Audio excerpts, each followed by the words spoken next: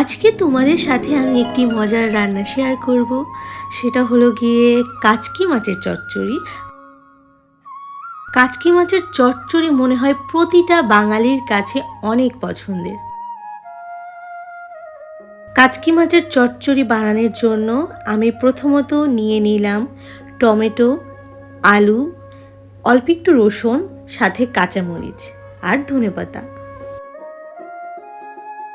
এখানে অন্যান্য সবজিও দেওয়া যায়, বেগুন, সিম, কিন্তু আমি আলু আর টমেটো দিয়ে খেতে বেশি পছন্দ করি।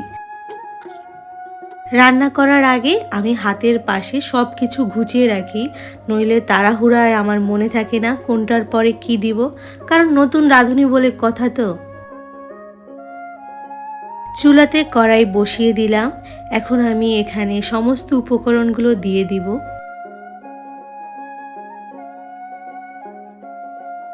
প্রথমত দিয়ে দিলাম আলু। এখানে নাকি আলু টমেটো যত কুচি কুচি করা হবে তত মজা। আমি এর থেকে বেশি আর কুচি করতে পারি না, তাই এমনটাই দিয়ে দিলাম। এরপর দিয়ে দিলাম পেঁয়াজ এবং সাথে দিয়ে দিলাম কাচকি মাছ। কাচকি মাছে আমি একটু রসুনও দিই, বেশি না, অল্প পরিমাণ। আর ধনিয়া পাতাটা সবার শেষে দিব। প্রথমত দিয়ে দিলাম স্বাদ মতো লবণ, এরপর সামান্য পরিমাণে হলুদের গুঁড়া, এরপর যে যার মতো ঝাল খেতে পারে ততটুকু মরিচ দিলেই হবে। আমি এখানে কাঁচা মরিচও দিয়েছিলাম। আর এখানে আমি জিরার গুঁড়োও ব্যবহার করিনি, ধনিয়ার গুঁড়ো ব্যবহার করেছি। আর এরপর তো তেল দিয়ে দিলাম, সয়াবিন তেল। এখানে সরিষার তেল দিলেও অনেক মজা লাগে। আর আমি এখানে সামান্য জল দিয়ে হাতে মেখে নিলাম কাচকি মাছটা। হাতে মাখানো কাচকি মাছের স্বাদ কিন্তু অনেক মজার। আর এমনিতেও রান্না করা যায়, কিন্তু হাতে মাখাটা আমার কাছে বেশি ভালো লাগে। আপনাদের কাছে কোনটা পছন্দের, হাতে মাখা না নর্মালি রান্না করা?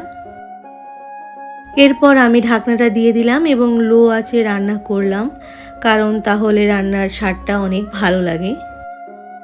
এই যে প্রায় জলটা টেনে এসেছে, আমি ঢাকনাটা উঠিয়ে নিলাম। এরপর দিয়ে দেব আমি ধনিয়া পাতা। আর এই ধনিয়া পাতা দিলে মাছের স্বাদটা কিন্তু দ্বিগুণ হয়ে যায়।